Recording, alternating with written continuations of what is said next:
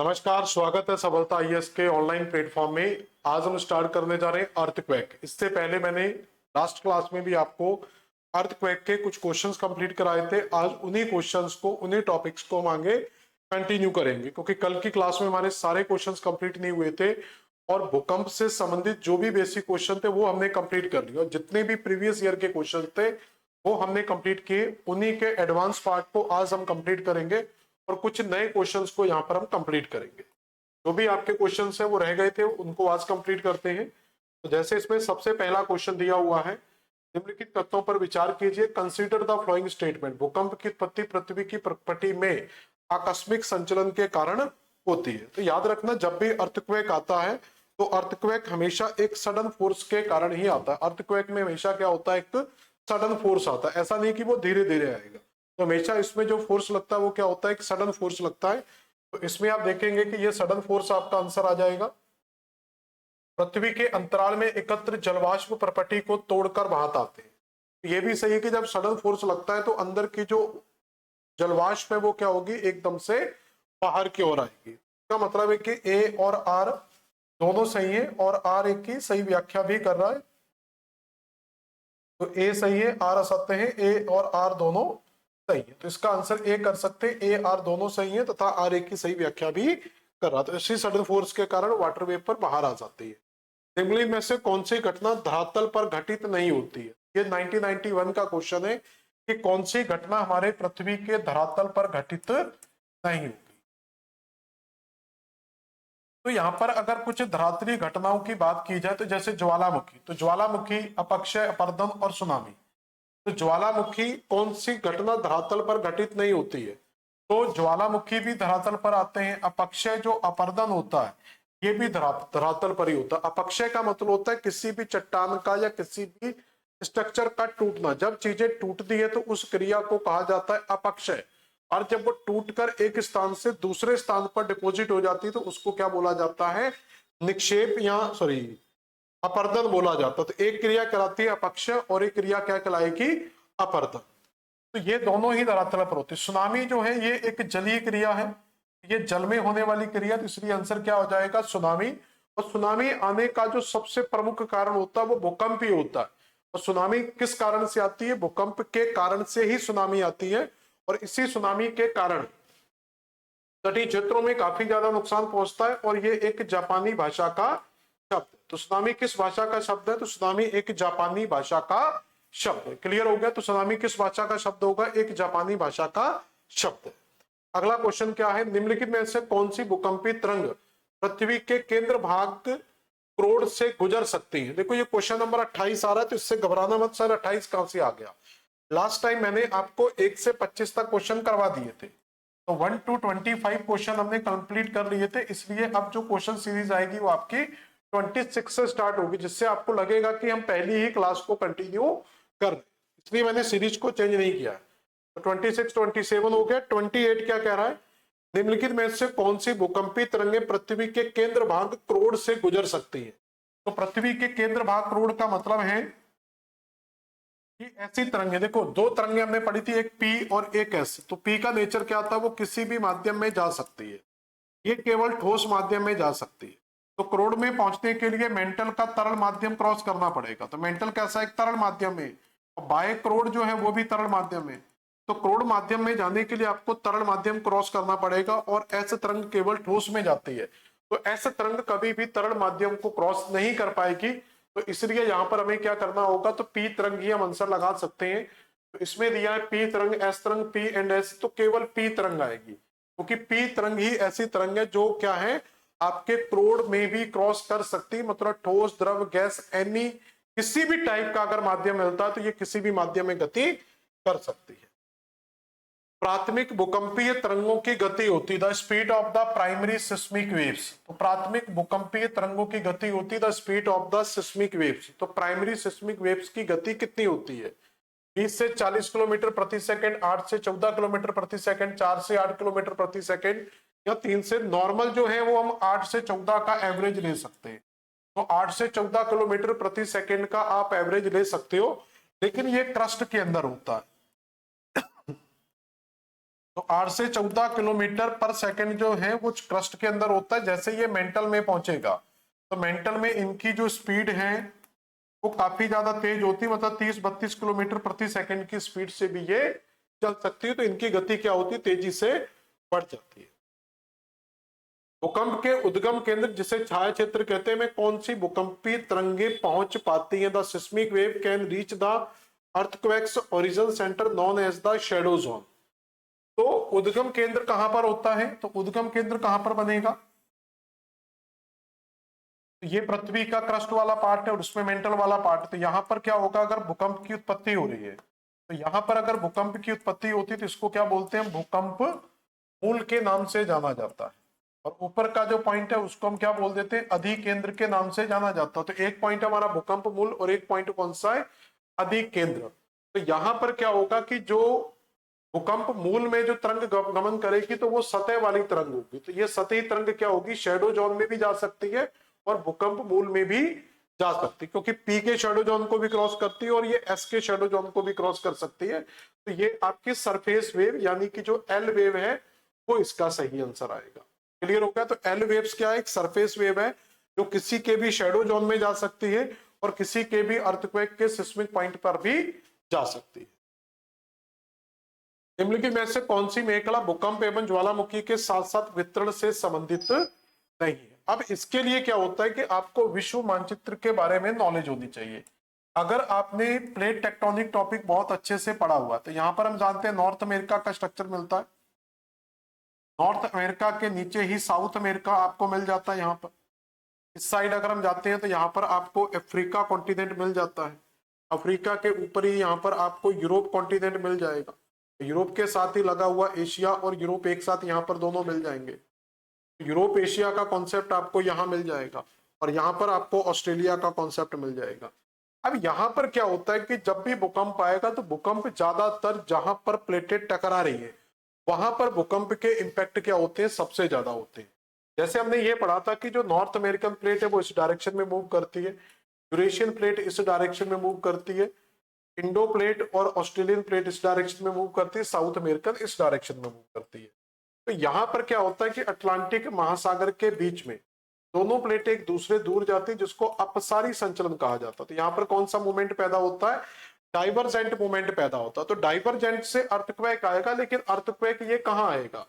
ये अटलांटिक महासागर के बीच में आएगा। तो इसलिए इसका जो इम्पैक्ट है, जो प्रभाव है वो नगण्य हो जाता है, मतलब बहुत ज्यादा इसका प्रभाव नहीं पड़ता है, तटीय क्षेत्रों के पास में नहीं आ रहा। लेकिन यहां पर अगर आप देखेंगे, इस जगह पर अगर आप जाएंगे, इस पॉइंट पर जाएंगे तो यहां पर इस साइड से प्रशांत प्लेट आ रही है, इधर से north American south American plate जाए तो इस पूरी बेल्ट के अंदर सबसे ज्यादा अर्थक्वेक आएगा ही आएगा।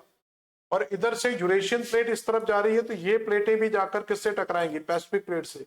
तो इस तरफ भी क्या होगा? तो इसका मतलब है जब हम इसको गोल करेंगे ये वाला प्रशांत महासागर इधर आ जाएगा, इस साइड का प्रशांत महासागर इधर आ जाएगा। तो प्रशांत महासागर का जो पश्चिमी तट है और प्रशांत महासागर का ये जो पूर्वी तट है, तो प्रशांत महासागर के दोनों तटों पर ही सबसे ज्यादा भूकंप आते हैं, क्योंकि प्रशांत महासागर के पश्चिमी तट पर उत्तरी अमेरिका, पूर्वी तट पर उत्तरी अमेरिका और दक्षिणी अमेरिकन प्लेट के पश्चिमी तट टकराते हैं। प्रशांत महासागर के पश्चिमी तट पर एशियन प्लेट और ऑस्ट्रेलियन प्लेट के पूर्वी तट टकराते। तो इस कारण से प्रशांत मेखला में सबसे ज्यादा बेल्ट आते हैं। तो क्या है कि कौन सी मेखला भूकंप एवं ज्वालामुखी के साथ साथ वितरण से संबंधित नहीं है? तो यहां पर भूकंप और ज्वालामुखी दोनों ही आते हैं। तो ये तो मतलब आंसर नहीं लगाना, इसको यहां राइट कर लेते, ये तो आंसर नहीं होगा हमारा, नहीं पूछा है ना। East African belt, mid continental belt, mid Atlantic belt. तो यहां पर अगर हम देखेंगे तो मिड ये कौन सी कहलाएगी? तो इसको बोलेंगे मिड अटलांटिक बेल्ट। तो ये हमारा कौन सा हो गया? मिड अटलांटिक हो गया। और ये जो भाग है जब अफ्रीकन प्लेट टकराती है यहां से, तो यहां पर आता है आपका अर्थक्वेक और वोल्केनो, यहां पर भी देखते हैं, इसको बोलते हैं मिड कॉन्टिनेंटल बेल्ट। तो कॉन्टिनेंटल बेल्ट में भी आते हैं, अफ्रीकन बेल्ट में भी आते हैं, इसमें भी आते हैं। अफ्रीकन बेल्ट के अंदर नहीं मिलेंगे। तो बी आंसर इसका सबसे सही होगा। तो प्रशांत मेखला, महाद्वीपीय मेखला और अटलांटिक मेखला में, तीनों ही मेखलाओं में अर्थक्वेक और वोल्केनो देखने को मिलते हैं, लेकिन अफ्रीकन प्लेट के अंदर नहीं देखने को। सर्वाधिक भूकंप पृथ्वी के किस भाग में आते हैं? यूपी पीजीटी 2010 का क्वेश्चन है। सबसे ज्यादा भूकंप कहां पर आते हैं?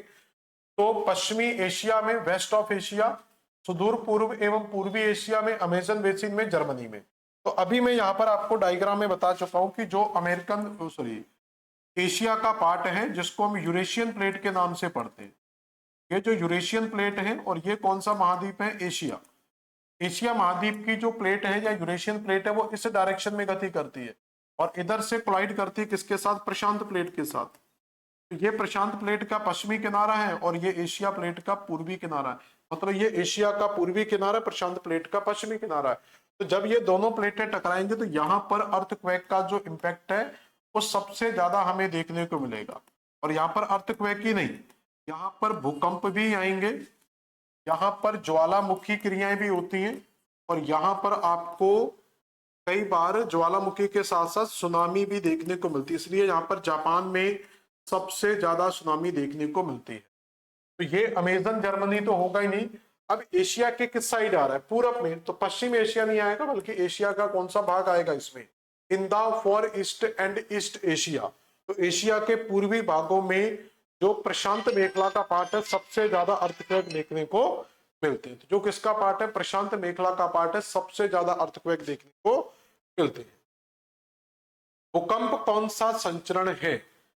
Rapid movement, tectonic movement, sudden movement and extremely rapid movement.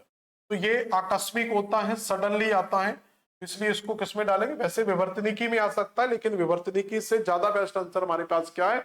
तो अर्थक्वेक एक सडनली आता है। कभी भी अर्थक्वेक बताकर नहीं आएगा कि आज मैं आपको निमंत्रण भेज दे रहा हूं 4 दिन बाद आऊंगा, ऐसा नहीं होगा। जब भी अर्थक्वेक आएगा वो बिना निमंत्रण के ही आएगा, बिना निमंत्रण के ही आपके पास हिट करेगा, ये बिना बताए ही आपके पास आएगा। अगला क्वेश्चन क्या है? तो परी प्रशांत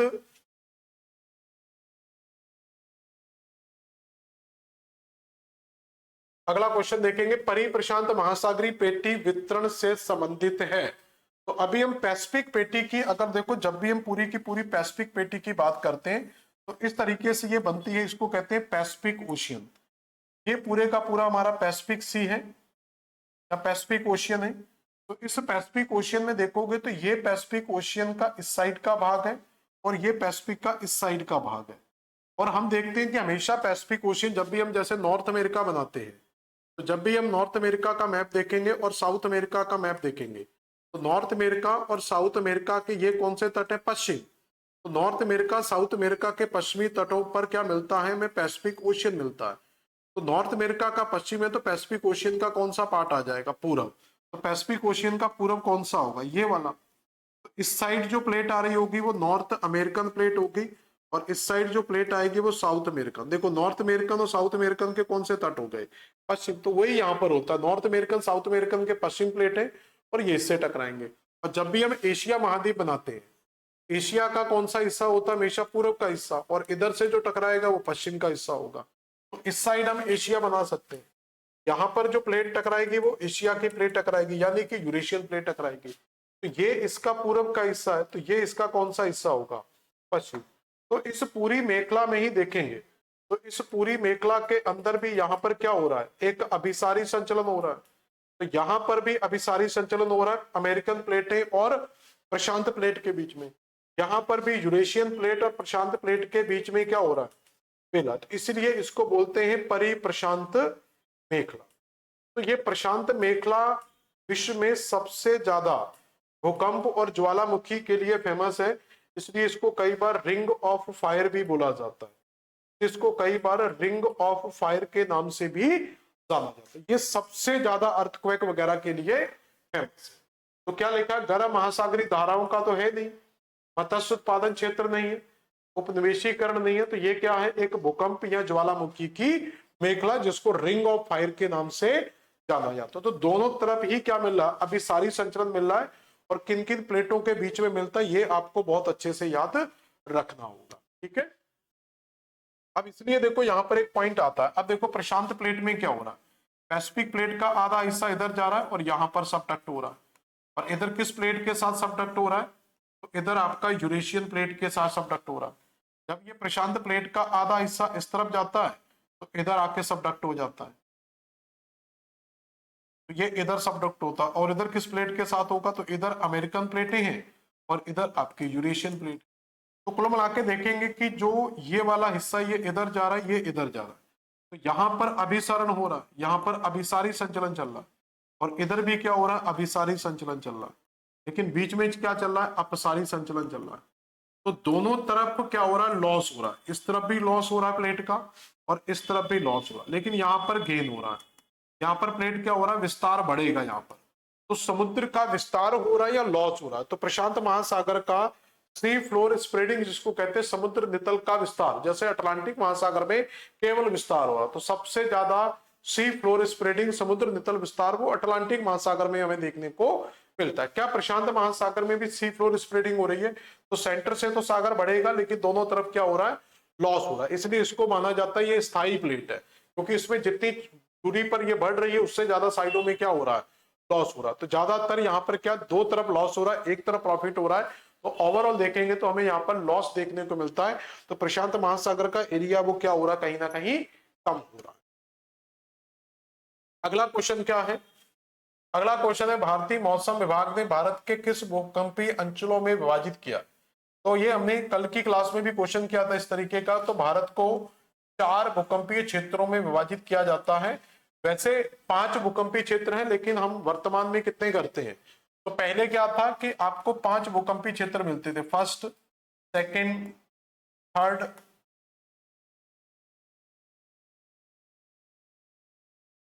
फोर और 5। तो ये 5 भूकंपीय क्षेत्र में मिलते थे। तो इसमें जो सबसे पहला क्षेत्र था, इसको भूकंप मुक्त क्षेत्र कहा जाता है। इसको कहा जाता है भूकंप मुक्त क्षेत्र, मतलब सिस्मिक फ्री जोन कहा जाता है। ये सबसे कम प्रभावी में आता है, ये सबसे कम प्रभावी क्षेत्रों में आता था, और ये सबसे ज्यादा प्रभावी क्षेत्र आते हैं। तो सबसे प्रभावी क्षेत्र जोन 5 में आते हैं, जैसे हिमालय वगैरह के रीजन है वो सब जोन 4 या 5 में है। मतलब आप फर्स्ट से 5 की ओर जाते जाएंगे तो भूकंप की जो प्रभावशीलता है वो धीरे धीरे बढ़ती हुई चली जाएगी। तो भूकंप मुक्त क्षेत्र किसको कहा जाता था, तो ज्यादातर जो हमारा प्रायद्वीपीय पठार था, तो प्रायद्वीपीय पठार के अधिकांश क्षेत्र को माना जाता था कि ये भूकंप फ्री क्षेत्र है। लेकिन फिर क्या हुआ, 1993 में एक घटना हुई लातूर में। लातूर कहां पर है, महाराष्ट्र में। तो लातूर में क्या हुआ, एक भूकंप आया, अर्थक्वेक आया, ज्वालामुखी टाइप का भटा। तो यहां पर भूकंप आने के बाद ये कंफर्म हो गया कि अब भारत का कोई भी क्षेत्र भूकंप मुक्त क्षेत्र नहीं है। इसलिए फिर क्या किया गया, 1993 में पूरी की पूरी लिस्ट को, जो लिस्ट थी, इस पूरी की पूरी लिस्ट को रिवाइज किया गया। और रिवाइज करने के बाद एक नई लिस्ट बनाएगी, उसमें सेकंड, थर्ड, 4 और 5 को रखा गया। जो फर्स्ट वाला था, फर्स्ट को सेकंड में मर्ज कर दिया गया और इसको सबसे कम वाले क्षेत्र में रखा गया। मतलब जो मुक्त क्षेत्र था भारत का वो समाप्त कर दिया गया, क्योंकि 1993 की लातूर अर्थक्वेक की घटना के बाद ये क्लियर हो गया कि भारत का कोई भी क्षेत्र अब भूकंप फ्री जोन में नहीं आएगा। क्लियर।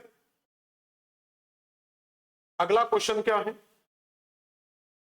भूकंप का सर्वाधिक प्रभाव होता है, the maximum effect on the earthquake. तो भूकंप का सर्वाधिक प्रभाव कहां देखने को मिलता है, अधिकेंद्र, उद्गम केंद्र, केंद्र, या तो भूकंप का इंपैक्ट ही कहां पड़ता है, तो भूकंप की उत्पत्ति जिस पॉइंट पर होती है उसको कहा जाता है भूकंप मूल। तो जिस स्थान पर भूकंप उत्पन्न होगा उसको भूकंप मूल, इसको इंग्लिश में हम लिखते हैं फोकस सेंटर, और इसी को कई बार हाइपो सेंटर के नाम से भी जाना जाता है। तो फोकस सेंटर या हाइपो सेंटर, और जिस स्थान पर सबसे पहले इसका अनुभव किया जाता है, दोनों में 90 डिग्री का कोण होता है, ये हमने कल बताया था। इसके बीच में हमेशा 90 डिग्री का कोण बनेगा, और इसको क्या कहा जाता है, अधिकेंद्र, एपी सेंटर।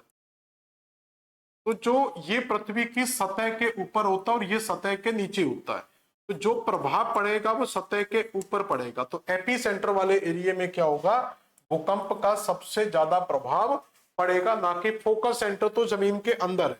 तो लोगों को जो इंपैक्ट पड़ेगा वो किस पर पड़ेगा, अधिकेंद्र पर देखने को मिले। अगला क्वेश्चन क्या है, सुनामी लहरें सक्रिय रहती हैं।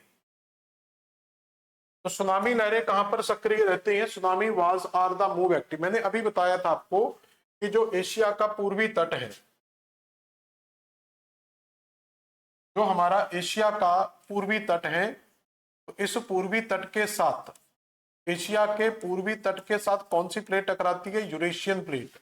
तो यहां पर क्या होता है, क्योंकि इन प्लेटों का जो जॉइंट है वो समुद्र के बहुत ज्यादा गहराई में नहीं है, यहाँ पर इन दोनों प्लेटों का जॉइंट देखने को मिलता है। तो इस जॉइंट के कारण पानी कैसा रहता है? काफी ज्यादा उथला होता है। तो जब भी यहाँ पर भूकंप आता है तो इस भूकंप के कारण समुद्र में लहरें पैदा होती हैं, और उन्हीं लहरों को क्या है, जापानी भाषा में सुनामी कहा जाता है। इसलिए ये शब्द ही जापान से लिया गया है। तो यहाँ पर जापान वगैरह के जो द्वीप हैं, इसीलिए सुनामी से क्या है, सबसे ज्यादा प्रभावित होते। तो एशिया महाद्वीप के पूर्वी तटों पर या प्रशांत महासागर के पश्चिमी क्षेत्र में भूकंप का सबसे ज्यादा प्रभाव या सुनामी का प्रभाव देखने को मिलता है। तो उत्तरी प्रशांत में तो आएगा नहीं, दक्षिणी प्रशांत नहीं आएगा। अब डिसाइड करना, देखो वहां से महाद्वीप पर क्वेश्चन था, अब यहाँ पर क्वेश्चन तट से है। तो अगर ये एशिया महाद्वीप का पूर्वी तट है तो प्रशांत महासागर का कौन सा तट होगा? हमेशा उल्टा तट होता, तो ये पश्चिमी तट होगा। तो ये कहाँ आएगा? पश्चिमी प्रशांत महासागर में। तो प्रशांत महासागर के किन तटों पर आएगा? पश्चिमी प्रशांत महासागर के तटों पर आएगा। क्लियर हुआ ये क्वेश्चन? नेक्स्ट क्वेश्चन देखते हैं क्या कहता है।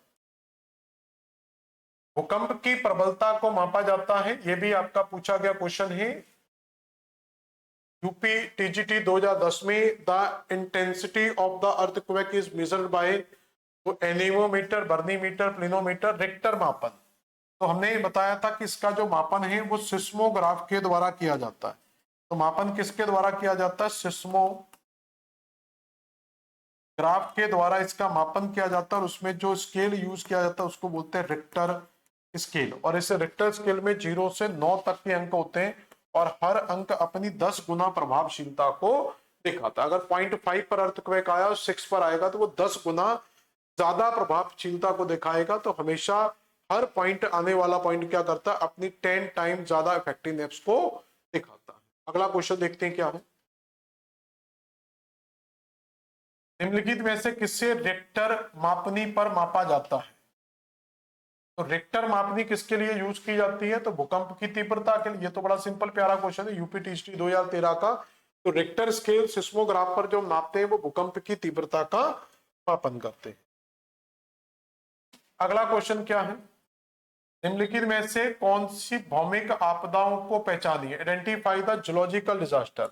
तो सतह पर आने वाली आपदाओं को पहचानना है। तो जैसे भूकंप है, ये हमारी सतह पर आता है, तो ये सतही डिजास्टर है। इसके अलावा देखेंगे उल्कापिंड, शीतलहर। तो शीतलहर यहां पर नहीं आएगी, ये भी आपकी क्या है? तो ये वायु से संबंधित है।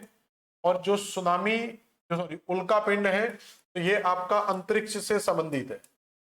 इसलिए यहां पर सुनामी को हमें शामिल करना पड़ेगा, क्योंकि सुनामी आती तो समुद्र में है, लेकिन इसके जो इम्पैक्ट है वो हमेशा सतह पर ही दिखाई देते हैं। तो उत्पत्ति इसकी समुद्र में होती है, लेकिन इसके इम्पैक्ट हमेशा किस पर दिखाई देते हैं? सतह पर दिखाई देते हैं। इसका सही आंसर हो जाएगा, तो ए वाला सही है और डी सही है। तो ए और डी कहां दिए हैं? दिए किसी में, सॉरी ए क्यों नहीं होगा, सॉरी बी और डी। तो बी और डी इसके आंसर होंगे। बी और डी ये चौथे नंबर पर दिया है, केवल बी और D, both B and D. समझ में आया ये क्वेश्चन? शीतलहर क्या होती है? ये वायु से संबंधित है, तो ये हमारी स्थल की बात नहीं होगी। और उल्का पिंड जो अंतरिक्ष से गिरते हैं, तो ये एक एस्ट्रोनॉमिकल इवेंट से जुड़ा हुआ है, तो इसलिए ये नहीं आएगा। तो सॉरी भूकंप और सुनामी के जो प्रभाव है ये हमारे स्थल खंडों पर देखने को मिलते हैं। अगला क्वेश्चन क्या है? कोयना अर्थक्वेक। कोयना अर्थक्वेक किसका उदाहरण है? Tectonic earthquake, reserve induced earthquake, volcanic earthquake और कोलैप्स अर्थक्वेक।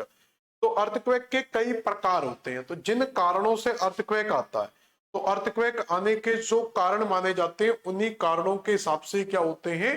प्रभाव डिसाइड होते हैं। तो अर्थक्वेक किन कारणों से आता है? तो अर्थक्वेक आने का एक कारण होता है, जो सबसे प्रमुख कारण होता है, वो है हमारा प्लेट विवर्तनिकी।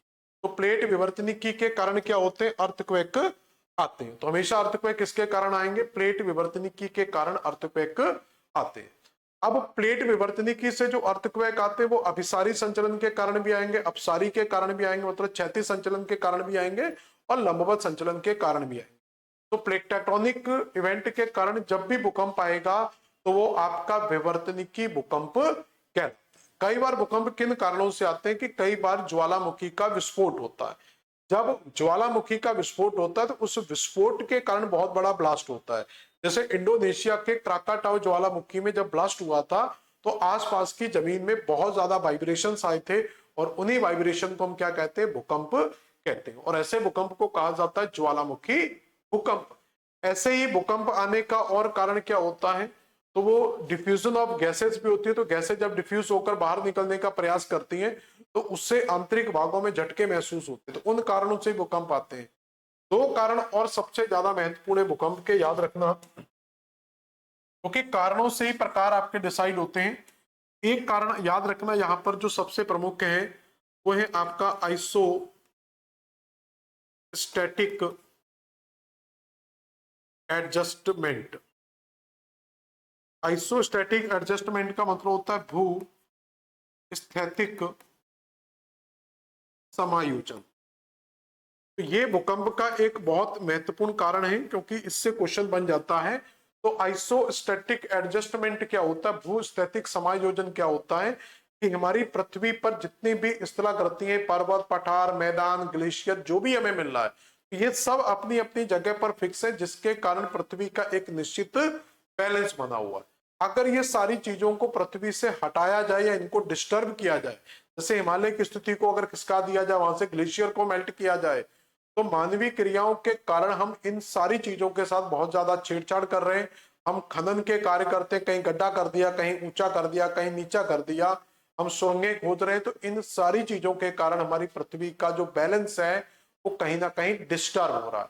तो इसी डिस्टरबेंस के कारण, जब हमारी पृथ्वी का डिस्टरबेंस होता है, तो पृथ्वी अपने आप को एडजस्ट करने का प्रयास करती है। तो बस उसी एडजस्टमेंट में पृथ्वी के द्वारा किए जाने वाले समायोजन के कारण ही हमारा क्या होता है, डिस्टरबेंस होता है। क्योंकि हमने पहले नेचर को डिस्टर्ब किया था, अब नेचर हमें डिस्टर्ब नहीं कर रहा है, नेचर तो अपने आप को एडजस्ट कर रहा है, क्योंकि डिस्टर्ब तो हम लोगों ने किया।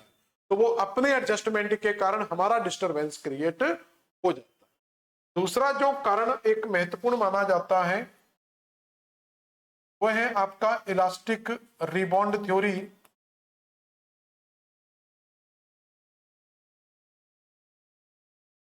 रिबॉन्ड थ्योरी या सिद्धांत। तो इलास्टिक रिबॉन्ड थ्योरी किसके द्वारा दी गई थी, ये रीड के द्वारा दी गई थी। प्रत्यास्थ पुनर्चलन सिद्धांत भी बोल देते हैं इसको हिंदी में, लेकिन इलास्टिक रिबॉन्ड थ्योरी याद कर लेना, ये बहुत आसान रहेगा। तो प्रत्यास्थ पुनर्चलन सिद्धांत या इलास्टिक रिबॉन्ड थ्योरी क्या कहती है, इसका ये मानना है कि हर चट्टान के अंदर या हर चीज के अंदर वेट सहन करने की एक क्षमता होती है। वो कब तक किसी चीज को सहन कर सकती है, जबकि जब तक उसके अंदर एक इलास्टिक एनर्जी पाई जाए। जैसे हम मान लो एक रबड़ ले ले, और उस रबड़ को जब हम खींचने का प्रयास करते हैं तो वो कुछ दूरी तक खींचेगा, कुछ लिमिट तक खींचेगा, वो तब तक खींचेगा जब तक उसके अंदर क्या है, इलास्टिक एनर्जी मौजूद होगी।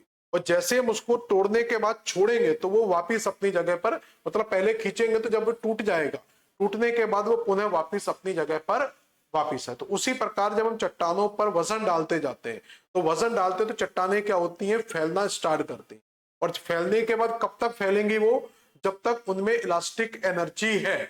और जैसे उनकी इलास्टिक एनर्जी लॉस हुई, वो चट्टानें टूट जाएंगी, और टूटकर फिर से क्या हो जाएंगे, अपनी जगह पर संपीड़ित हो जाएंगी। तो अर्थक्वेक कोयना में जो लातूर में घटना हुई थी वो इसी कारण से हुई थी। तो वहां पर उन्होंने क्या किया था, तो मानवीय कारण था उसका प्रमुख, तो वो मानवीय कारणों से भूकंप उत्पन्न हुआ था, जिसमें उन्होंने अर्थक्वेक सॉरी कोयना के अंदर, लातूर के अंदर बहुत बड़े एक डैम का कंस्ट्रक्शन किया। और कंस्ट्रक्शन करने से जब वाटर लोड बढ़ा, जब पानी इकट्ठा हुआ, वाटर लोड बढ़ने के कारण आंतरिक चट्टानों पर वजन पड़ा, तो उनकी इलास्टिक एनर्जी क्या है, लॉस हो गई, और नीचे से वाइब्रेशन पैदा हुआ, और वहां पर अर्थक्वेक आ गया। तो वही पूछा गया कि कोयना भूकंप 1963-67 महाराष्ट्र किसका उदाहरण है, तो ये आपका कहीं ना कहीं ज्वालामुखी भूकंप का सॉरी रिजर्वायर इंड्यूस्ड अर्थक्वेक है। तो इसके आने का कारण क्या था, तो एक कोयना में और एक लातूर में जो अर्थक्वेक था उसका मेन कारण माना जाता है रिजर्वायर इंड्यूस्ड अर्थक्वेक। तो कहीं ना कहीं जल भराव के कारण ये यहां पर क्रिया हमें देखने को मिलती है। अगला क्वेश्चन क्या है उसको देखते हैं जरा।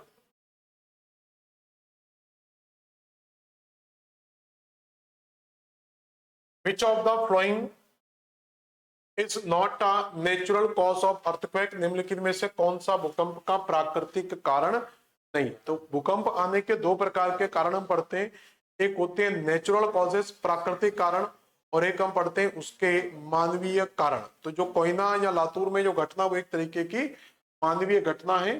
तो वॉल्केनिक eruption ज्वालामुखी विस्फोट, ज्वालामुखी विस्फोट क्या है, एक प्राकृतिक घटना है, ठीक है। भूमिगत गुफा का धंसना, तो जो कई बार जो जमीन होती है वो अंडरग्राउंड तरीके से धंस जाती है, ये भी एक प्राकृतिक तरीके से हो सकता है।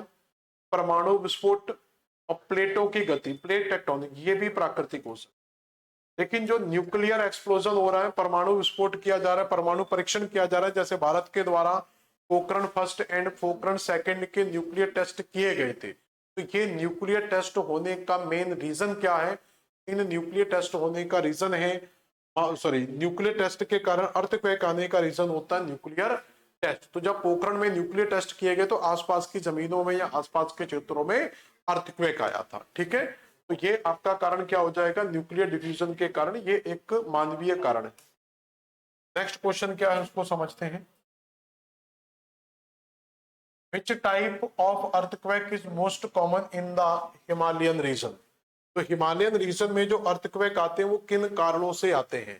तो हिमालय रीजन में हम जानते हैं कि जो ऊपर यूरेशियन प्लेट है पूरी की, तो ये जो यूरेशियन प्लेट है, इस यूरेशियन प्लेट के साथ कौन सी प्लेट कोलाइड कर रही है, भारतीय प्लेट कोलाइड करती है, इधर से अफ्रीकन प्लेट भी कोलाइड करती है।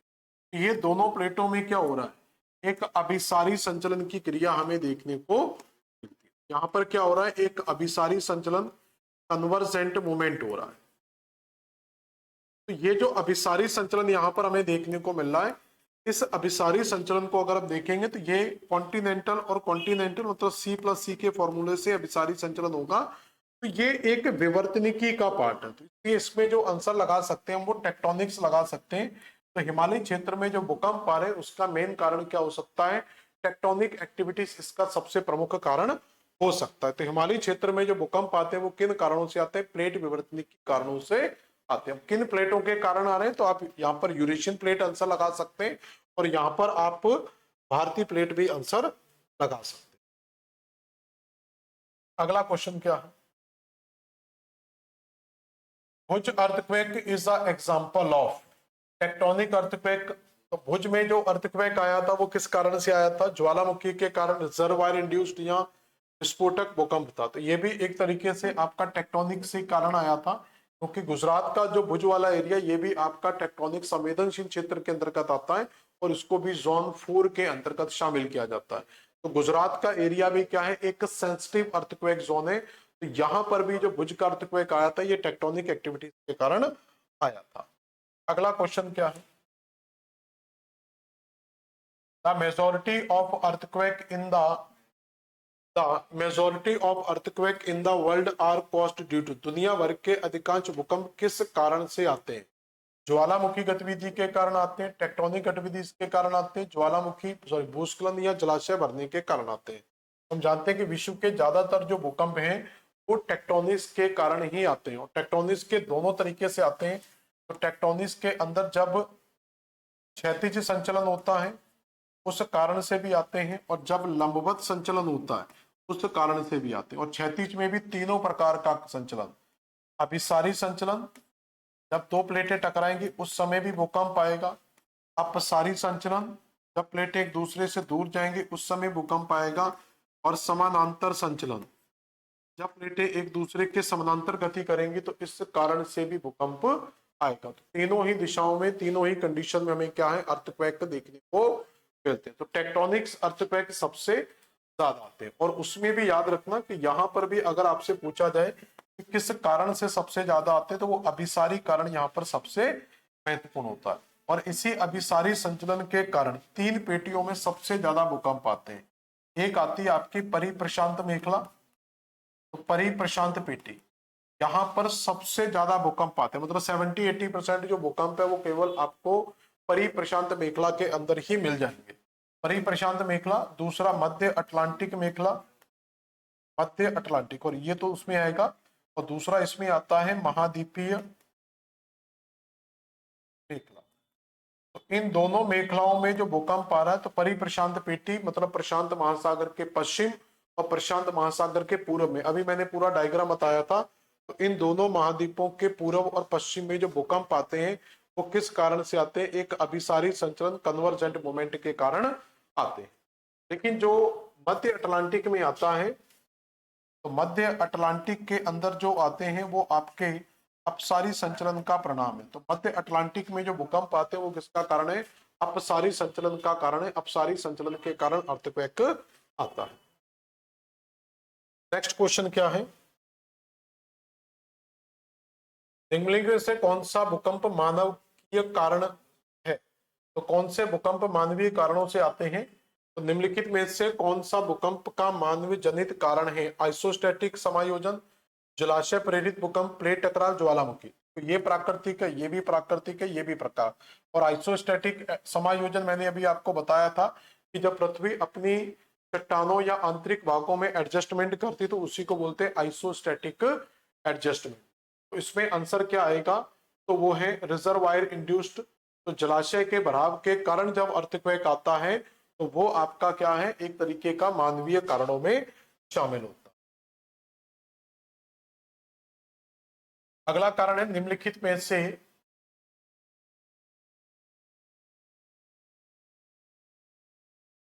निम्नलिखित में से कौन सा कारण सुनामी उत्पन्न कर सकता है? तो सुनामी आने के कई कारण हैं, लेकिन सुनामी आने के कारण जो महासागरीय भूकंप है ये सबसे प्रमुख कारण माना जाता है।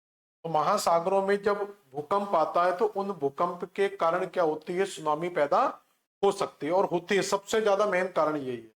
लैंडस्लाइडिंग के कारण भी आ सकता है और समुद्र के नीचे ज्वालामुखी विस्फोट अगर हो गया तो उस कारण से भी आ सकता है। तो अगर समुद्र में ज्वालामुखी विस्फोट होगा तो उससे अर्थक्वेक आएगा, अर्थक्वेक से फिर सुनामी आ जाएगी।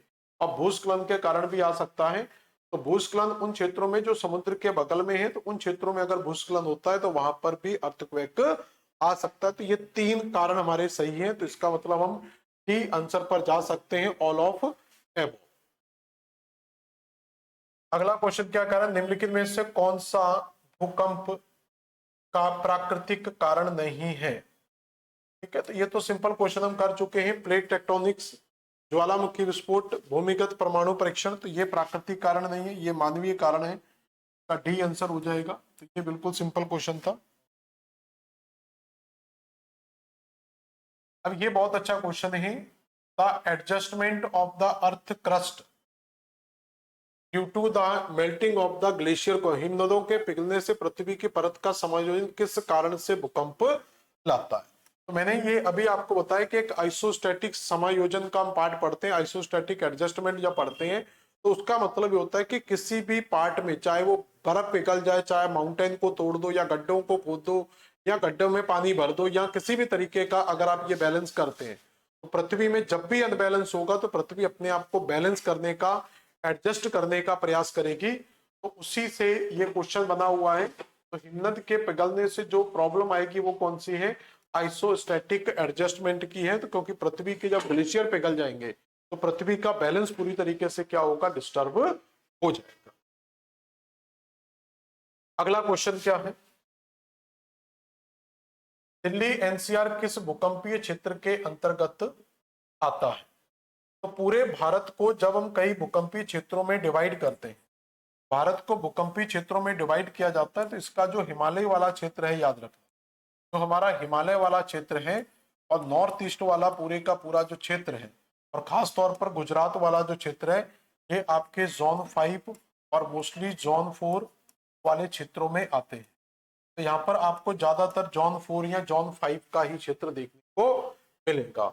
और जो मैदानी क्षेत्र है यहाँ पर आपको ज्यादातर जोन 3 का क्षेत्र देखने को मिलेगा। और पेनिनसुला में मोस्टली आपको, वैसे तो फ्री जोन में रखा जाता था लेकिन अब इसको जोन 3 में रखा जाता। तो सिंपल याद रखना कि जो पठार वाला क्षेत्र है वो जोन 2 में आएगा, और जो ये वाला क्षेत्र है ये मैदान में आएगा, और ये वाला जो क्षेत्र है ये आपके पर्वत में आएगा। तो अब ये क्या पूछा? दिल्ली। तो दिल्ली लगभग मैदानी क्षेत्रों में, तो इसको हम जोन 3 में डाल सकते हैं। तो ये जोन 3 के पार्ट से रिलेटेड हो जाएगा। ठीक है, अब अगला क्वेश्चन क्या है? भारत में कौन सा भूकंपीय क्षेत्र सबसे खतरनाक माना जाता है? तो मैंने अभी भी आपको बताया था कि अगर हम जॉन सेकंड से जॉन 5 की ओर बढ़ते हैं। ये जॉन सेकंड है क्योंकि फर्स्ट तो हटा दिया गया, और यहाँ पर थर्ड होगा, फिर उसके बाद 4 आएगा, और सबसे लास्ट में जॉन 5 आएगा। तो ये इस तरीके से चलता। तो सबसे कम जो प्रभावशाली होता, सबसे कम जो प्रभावित क्षेत्र होता है वो जॉन सेकंड होता है, और सर्वाधिक जो प्रभावित होता है, तो सर्वाधिक जो प्रभावित क्षेत्र होता है वो आपका जॉन 5 होता है। जॉन 5 भूकंप का सबसे ज्यादा प्रभावशील क्षेत्र होता है। सबसे ज्यादा प्रभावशील क्षेत्र कौन सा माना जाएगा? डी आंसर होगा, जॉन 5। 4 उससे कम होगा, थर्ड उससे कम होगा, और 2 सबसे कम होगा। फर्स्ट वाला हमने हटा दिया है, ये आपको बता चुके थे। 1993 के बाद ये हटा दिया गया था। निम्नलिखित में से कौन सा राज्य भूकंप की दृष्टि से जॉन 5 में आएगा? Which of the following state lies in the most earthquake prone zone 5? देखो, महाराष्ट्र तो आ सकता है यहाँ पर, असम, राजस्थान या केरला में। राजस्थान केरला तो नहीं आएंगे, ये तो क्लियर है। महाराष्ट्र या असम को हम डाल सकते हैं, तो इसमें असम को लिख सकते हैं क्योंकि नॉर्थ ईस्ट पूरे का पूरा आपका जोन 5 की स्टडी में ही आता है। तो पूरे के पूरे नॉर्थ ईस्ट को हिमालय क्षेत्र है, तो ये हिमालय का, तो उत्तर पूर्वी भारत भूकंप की दृष्टि से सबसे ज्यादा सेंसिटिव या संवेदनशील क्षेत्र मिलता है। नेक्स्ट क्वेश्चन क्या है? भारत में सबसे अधिक भूकंप प्रवण क्षेत्र कौन सा है? तो सबसे ज्यादा भारत में भूकंप किस क्षेत्र में आते हैं? तो ये अभी हम आपको बता चुके हैं कि भारत में सबसे ज्यादा जो भूकंप आएंगे वो हिमालय और नॉर्थ ईस्ट रीजन में आएंगे। सबसे कम जो आएंगे वो जॉन सेकंड, जॉन 4 और 5 आपका इसी क्षेत्र में देखने को मिलेगा। तो 5 और 4 दोनों इसी क्षेत्र में देखने को। जॉन सेकंड जो है वो प्लेटू वाले रीजन में आता है, जो सबसे कम भूकंप प्रभावित क्षेत्र में आता है। ठीक है, तो 2-4 क्वेश्चन और हैं, इनको देख लेते हैं। दक्षिण भारत में सबसे घातक भूकंप कौन सा था? 1993 का लातूर अर्थक्वेक। ठीक है, तो यही लातूर अर्थक्वेक है 1993 में जो आया था। इसी लातूर अर्थक्वेक ने पूरी की पूरी डेफिनेशन को बदलकर रख दिया था। तो क्या डेफिनेशन बदल दी इसने कि 1993 से पहले जाएंगे तो 5 जोन हुआ करते थे, और उसके बाद जाएंगे तो 4 जोन। इसका मतलब जो फ्री जोन था हमारा, अर्थक्वेक जो फ्री जोन था, जिसको जोन फर्स्ट कहते, तो इस जोन को ही समाप्त करना पड़ा था। क्योंकि इससे पहले यह माना जाता था कि प्रायद्वीपीय जो भारत है वो भूकंपीय दृष्टि से सबसे ज्यादा सुरक्षित क्षेत्र, सबसे ज्यादा जो संवेदनशील क्षेत्र है वो हिमालय है, और सबसे जो सुरक्षित क्षेत्र है भूकंप का वो हमारा प्रायद्वीपीय। लेकिन 1993 के लातूर अर्थक्वेक ने इस कॉन्सेप्ट को ही बदल दिया। तो इस कॉन्सेप्ट को बदलने के बाद ये हो गया कि अब भारत में कभी भी कहीं पर भी भूकंप आ सकता है। इसलिए हमने पूरी लिस्ट को रिवाइज किया और जॉन फर्स्ट को यहां पर समाप्त कर दिया, और जॉन फर्स्ट को जॉन सेकंड के अंदर इंटर करा दिया। क्लियर? चलो 1-2 क्वेश्चन और देख ले, फिर इसको समाप्त करते हैं। तो आज का छोटा ही सेशन था आपका, ज्यादा क्वेश्चन हमारे बचे नहीं थे, लेकिन हमें कंप्लीट सारे करने होंगे। भारत में कौन सा क्षेत्र भूकंप की दृष्टि से सबसे कम संवेदनशील होगा? तो सबसे ज्यादा संवेदनशील कौन सा है? ये दोनों जो क्षेत्र है ये जोन 4 और 5 में आएंगे, ये सबसे ज्यादा संवेदनशील है। ठीक है, गैंगटिक प्लेन आप जोन 3 में रख सकते हो, ये जोन 2 में आएगा। तो सबसे कम जो प्रभावशील क्षेत्र होगा वो हमारा डेक्कन प्लेटू का ही होगा। तो दक्कन के पठार हमारा क्या है, सबसे कम प्रभावशील क्षेत्रों में आएगा। तो आज का लास्ट क्वेश्चन हम पढ़ेंगे यहाँ पर। 2004 में हिंद महासागर में भूकंप ने क्या उत्पन्न किया था? 2004 में हिंद महासागर में एक आती है सुनामी, और ये सुनामी आपकी आई थी कहां पर? इंडोनेशिया के आसपास के क्षेत्रों में। तो 2004 की हिंद महासागर की सुनामी काफी ज्यादा महत्वपूर्ण। तो ये था आपके अर्थक्वेक से जुड़े हुए कुछ क्वेश्चन। अब इसके कुछ बेसिक चीजों को एक बार रिवाइज कर लो, जिससे हमारा ये टॉपिक पूरा कंप्लीट होगा। एक तो इसके अंदर आपको भूकंप मूल के बारे में बहुत अच्छे से याद रखना, क्वेश्चन कहां कहां से आते हैं। तो पहली पॉइंट आपसे पूछा जाएगा भूकंप मूल क्या? तो पृथ्वी के अंदर का वो केंद्र जहां से भूकंप की उत्पत्ति होती है उससे भूकंप मूल के नाम से जाना जाता है। दूसरा क्वेश्चन आएगा अधिकेंद्र क्या है? तो अधिकेंद्र, हाँ अधिकेंद्र, एपीसेंटर, इसको इंग्लिश में क्या बोलते हैं? एपीसेंटर, और इसको कहा जाता है फोकस सेंटर। तो वह स्थान जहां पर भूकंप की सबसे पहले उत्पत्ति होती है उसको फोकस सेंटर कहते हैं। वह स्थान जहां पर भूकंप का सर्वप्रथम अनुभव किया जाता है उसको एपीसेंटर के नाम से जाना जाता है। तीसरा क्वेश्चन आता है भूकंपीय तरंगों पर।